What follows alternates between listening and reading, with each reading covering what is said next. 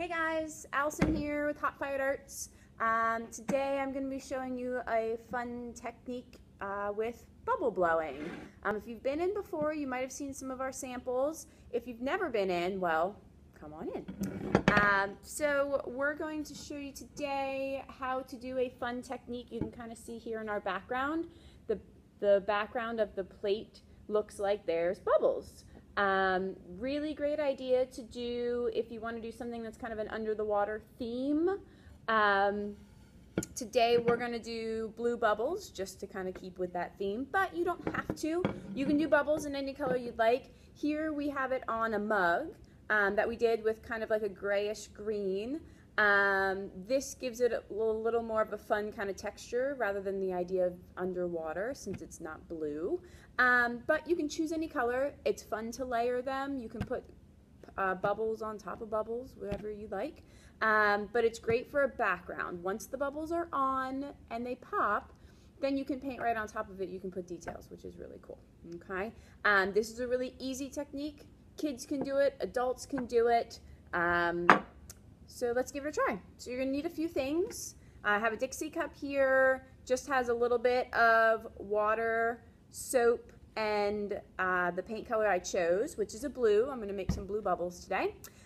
When you come in, if you decide that you want to do bubbles, just let us know. We'll mix up this little concoction for you. We'll get you all set up. But the basics, today I'm going to do it on just a blank tile. Great for practice.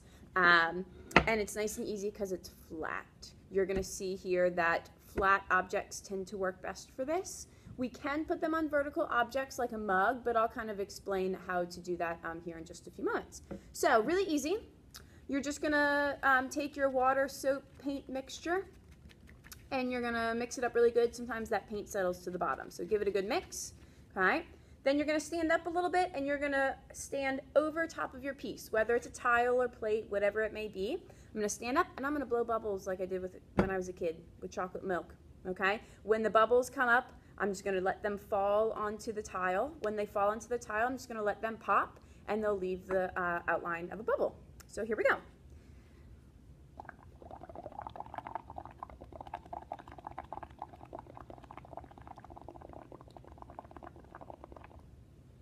There we go. So I forgot to mention, this is messy. It's okay. We're an art studio. Let's make a mess. We'll clean up when we're done. Okay? So I have a mound of bubbles here. You're going to want to give them a few minutes to really soak in. Okay? If you start popping those bubbles while it's wet, the outer ring of the bubble, which is what we want, won't necessarily be as predominant as you might want. Okay? So I'm going to give it a moment. Now, a lot of times when we do this, there's excess water that is sitting on the tile. Okay, I don't really want that. So once you get those bubbles on there, you're going to actually do a quick flip, and you're going to let that excess water drip onto the table. Okay, especially if you have something like a plate or a bowl, what's going to happen is the bubbles are going to want to fall to the center, and then you're just going to have a big blob of color. So if you flip it upside down and let the excess water kind of fall, then the outer ring of the bubble is what we're going to see rather than just a big pile of blue in this case. Okay, now if I'm going to hold this and kind of talk here. If I wanted to do something like a mug, if I were to blow bubbles and try and get those bubbles onto the side of the mug, what's going to happen is gravity is going to come into effect and it's going to pull down the mug. So my bubbles are basically going to fall off. So what we would do in this instance is we would actually take an empty bowl, fill the empty bowl with bubbles, and then I can take my mug and I can kind of dip it and hold it in the bubbles. Doing it this way, I'd have to kind of do it in sections, and I'd have to turn my mug, dip it in this way, turn it, get the other side. So the way that we kind of put them on is a little different, but you can still totally do it. Still super easy. Okay, so most of my moisture or water has kind of fallen onto the table, which is okay.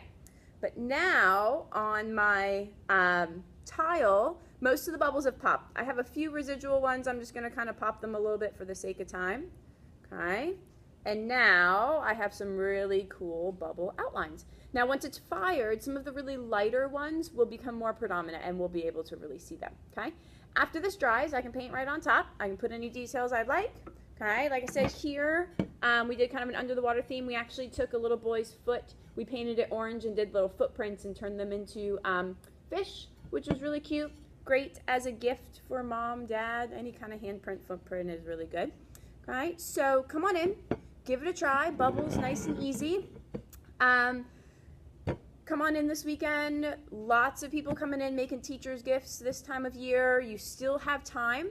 Come on in, make a handmade gift. We have our June schedule up of all of our classes. We got some Canvas classes, things for kids too. If you want to book a private Canvas party with you and your friends, do it now. June and July are starting to fill up, okay? But come on in, let's have some fun. I will be back next week with a new technique. See you guys soon. Have a great weekend.